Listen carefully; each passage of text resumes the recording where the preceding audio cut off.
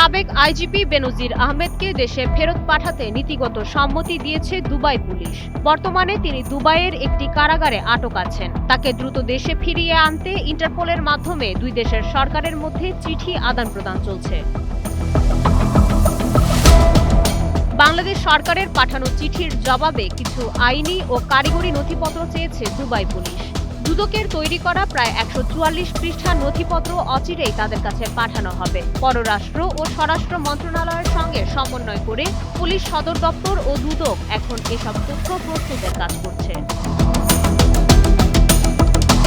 বেনজিরকে কবে নাগাদ দেশে আনা হবে সে সময়সীমা এখনো নির্দিষ্ট করে বলা যাচ্ছে না। তবে দুবাই পুলিশ ইতিবাচক সাড়া দেওয়ায় প্রক্রিয়াটি দ্রুতই শেষ হবে বলে আশা করছে বাংলাদেশ পুলিশ। তাদের চাহিদা মতো সব নথি পাঠালেই তাকে ফেরত আনার প্রক্রিয়া আরও এক ধাপ এগিয়ে যাবে।